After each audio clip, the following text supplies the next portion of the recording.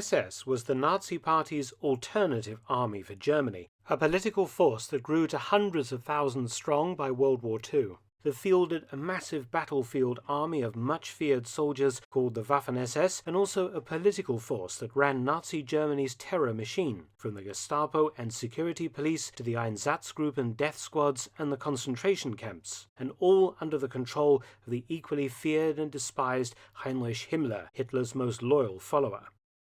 But where did it come from? The birth of the SS was slow, the organization emerging out of much bigger Nazi Party organizations, and its origins were as an elite bodyguard for Hitler, in effect a Nazi Praetorian Guard. This is the story of the genesis of the SS and its emergence to completely dwarf the organizations that spawned it in the violent time the Nazis called the years of struggle, between Hitler's joining the party in 1919 and his assumption of the Chancellorship of Germany in 1933. Hitler was a target for assassins long before he became German Chancellor in 1933. Mired in rough street politics, his extreme views made him a target for assassination from the earliest days of the National Socialist movement. Hitler therefore required protection virtually from the first. In the beginning, his bodyguards were no more than enthusiastic thugs, but Hitler's personal protection would slowly evolve through the 1920s and early 30s from its street-fighting origins into the prototype multi-layered security that is so familiar to anyone who has seen an American president interacting with his public. And at the heart of that professional protection would be the SS. It is small wonder that given the extremely violent times that he inhabited, Hitler realized early on that if he was not to fall victim to assassination, therefore be prevented from achieving his goals, he needed protection. Hitler said that he required bodyguards who were, quote, men who would march even against their own brothers. He was not to be disappointed. Hitler's first protection detail was a small collection of trusted heavies, appointed in 1920. At this time, the Nazi Party was simply the German Workers' Party, or DAP, and its name was changed in April 1920 by the addition of the words National Socialist at the beginning. Political meetings in Munich were extremely rowdy, and the heavies would violently eject hecklers from mass gatherings when Hitler spoke. Their basic function was to protect Hitler from getting beaten up during his early and often very dangerous public appearances. Their weapons were fists, boots, and truncheons. They were known informally as the Saalschutzabteilung, or Hall Defense Detachment, and they were under the command of Emil Morris, a former watchmaker and Freikorps soldier. Morris, aged 23, had been a personal friend of Hitler's since the year before. On the 3rd of August 1921, Hitler refined the unit, now that he had been confirmed as supreme leader of the Nazi Party. In order not to antagonize the Bavarian government, Hitler chose the rather innocent-sounding title Party Gymnastics and Sports Division. It was well organized, particularly after command was handed to an ex-naval officer, Hans Ulrich Klinch, and consisted mainly of ex-soldiers and street fighters. In September 1921, the unit became the Sturmabteilung, or Storm Division, the SA, but was quickly dubbed the Brown Shirts after the color of their uniforms. Morris was appointed Oberster SA Führer, or Supreme SA Leader. Throughout the 1920s, Hitler's inner circle of bodyguards consisted of only 5 trusted men. Ulrich Graf, a former wrestler who was Hitler's personal protection officer. Emil Morris, his driver, a job that often necessitated violent evasive maneuvers. Christian Weber, a rather unsavory part-time pimp and horse dealer who acted as the Führer's private secretary, Julius Schaub, who was Hitler's valet, and SA Obergruppenführer Wilhelm Brückner, who acted as his adjutant. Brückner was well liked, a former Bavarian army officer and Freikorps man who was affable and straightforward. These men were kept busy. For example, in November 1921, Hitler spoke at a beer hall in Munich to an audience of around 300 heavy-drinking supporters and enemies. The audience began arguing among themselves and then throwing beer steins, followed by chairs and eventually fists. During the resulting melee, unknown assailants fired several shots at Hitler. His bodyguards, and possibly Hitler himself, who was routinely armed, returned fire with their pistols. No one was killed, but it was a lucky escape for Hitler. Meanwhile, the SA grew in size and influence. Now, under the decorated war hero and secret homosexual SA Chief of Staff Ernst Röhm, Hitler's personal security detail was augmented and expanded. In 1923, the SA Stoßtrupp, or assault squad, was formed around Hitler's five-man protection team, and it would eventually number 100 trusted men. Another assassination attempt took place in 1923 when Hitler spoke in Thuringia. Shots were fired at him from the crowd, and later, when he was driving through Leipzig, more shots were fired at his car.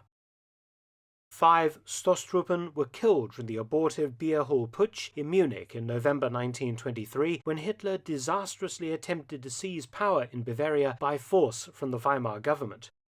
This was the moment when Hitler had come closest to being killed, ironically not by political opponents but by professional soldiers, a situation that was to be repeated several times during the Second World War. The beer hall Putsch was a defining moment in the history of the Nazi Party and also of Hitler's personal security. Marching at the head of 2,000 SA and other Nazi supporters, Hitler was in the front row alongside First World War hero General Erich Ludendorff when 100 Reichswehr and police opened fire outside the Feldherrnhalle or Field Marshal's Hall, a monumental loggia on the Odeonsplatz in Munich. The Feldherrnhalle was built in 1841–44 at the behest of King Ludwig I as a symbol of the honours of the Bavarian army. The initial volley cut down several top Nazis, including Hermann Göring, who was shot through the thigh.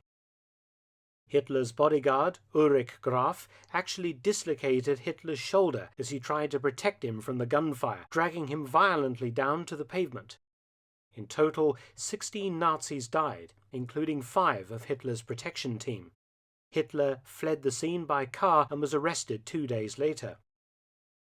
Hitler was jailed for his role in the Putsch, imprisoned alongside Rudolf Hess and Emil Morris, both men helping him to prepare his famous book Mein Kampf. When Hitler was released from Landsberg prison in 1925, both the Nazi Party and the SA, dissolved in 1923, were rapidly recreated. Morris was appointed commander of the newly formed Stabswache. From the rebirth of Nazism emerged an entirely new and sinister organization that was charged with protecting Hitler. The Stabswache was renamed the Schutzstaffel, or Protection Squad, and this was the moment the infamous SS was born. Eventually, the SS would entirely supplant the power of the SA.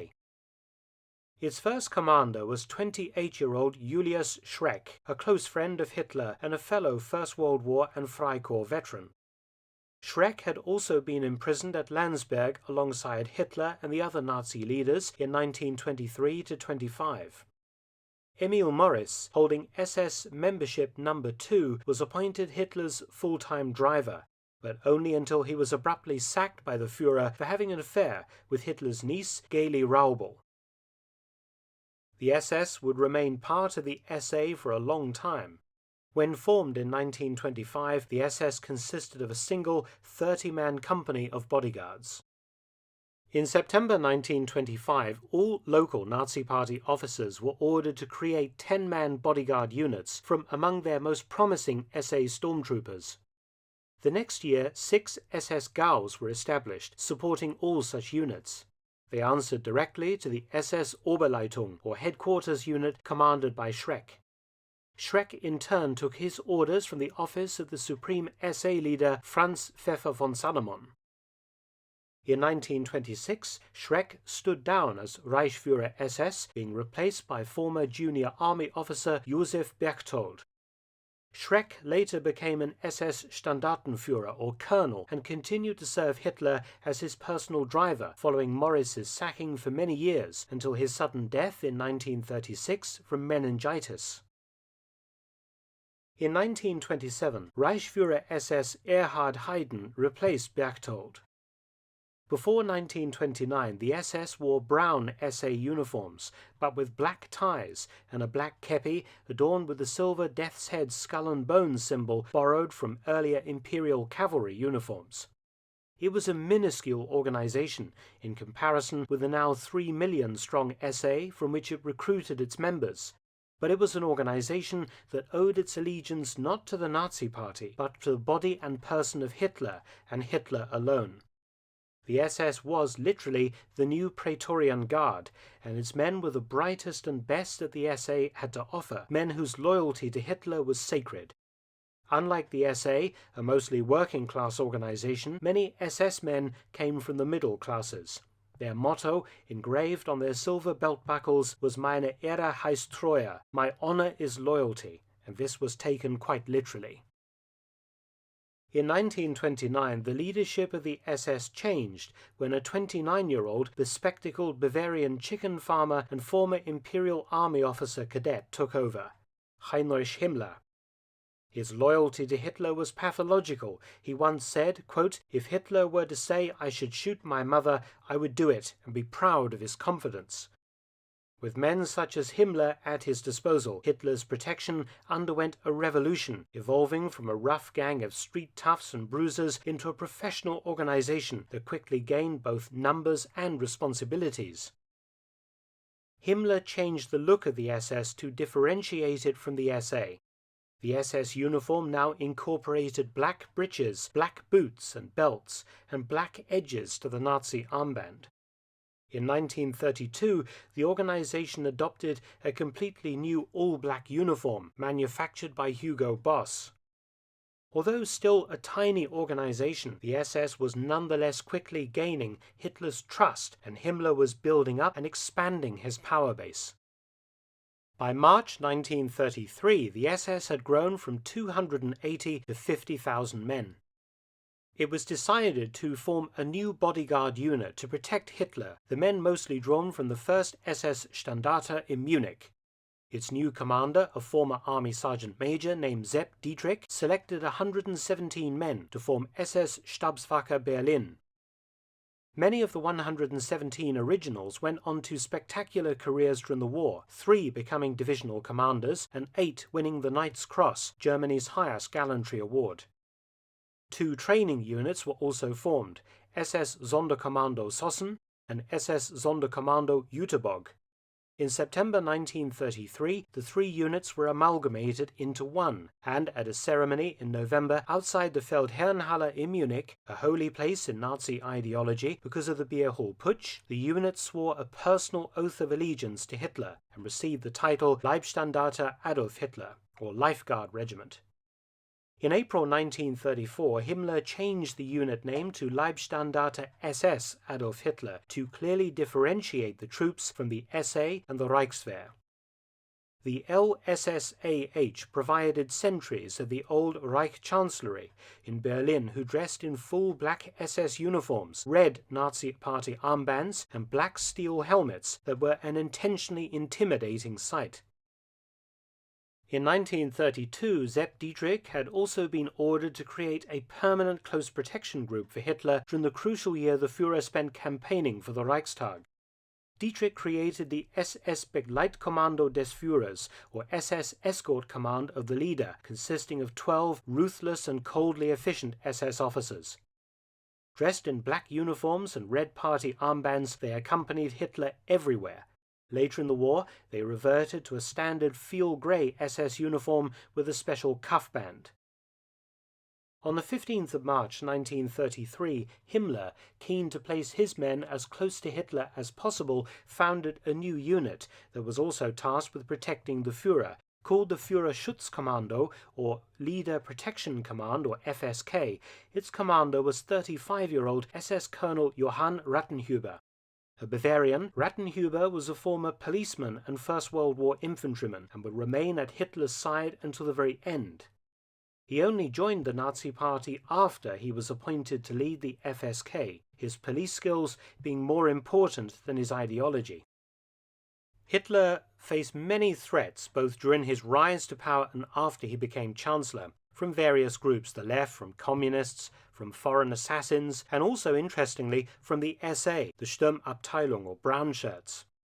The leader of the SA, Ernst Röhm, frightened many Germans, particularly the Reichswehr General Staff and prominent industrialists, when he constantly alluded to the SA replacing the regular army and creating a true socialist state.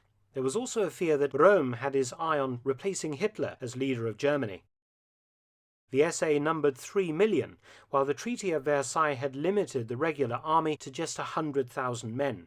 Generals and industrialists made representations to the new Chancellor Hitler to curb Röhm's power, but Hitler initially was reluctant to move against the very people who had done so much to put him into power. Other Nazi leaders wanted the SA leadership smashed, chief among them Hermann Göring and Heinrich Himmler. Hitler eventually moved against Röhm when Göring and Himmler fed a fabricated plot to him. This suggested that the SA was planning to depose Hitler as Fuhrer. Hitler had ordered the SA leadership to meet at the Hanselbauer Hotel at Bad Wiessee on the 10th of June 1934. Hitler, accompanied by his SS bodyguards, stormed into the hotel and placed the leaders under arrest. Elsewhere in Germany, SA leaders were simply shot. Hitler initially reprieved Röhm because of his vital role in the early days of the movement, but under pressure from Göring and Himmler, Hitler changed his mind. Röhm refused to take his own life, so 2 SS officers shot him to death in his cell. Altogether, upwards of 200 senior SA leaders were murdered in the purge, and the brown shirts brought severely to heel. The night of the long knives, when Hitler used his SS bodyguards to smash the power of the SA, was the event that would establish the SS as the new power in Germany. After this, Himmler and his Black Knights were in the ascendant. The SA was severely reduced in numbers, and although it survived until 1945, it was sidelined, and most of its personnel drafted into the armed forces during the war. So from 1934 to 1945, Himmler worked assiduously to expand the power of the SS into every aspect of German society and economy. By war's end in 1945, Himmler's empire encompassed over 900,000 SS members. Thanks for watching. Please subscribe and share, and also visit my audiobook channel, War Stories with Mark Felton. You can also help to support both of my channels at PayPal and Patreon, details in the description box below.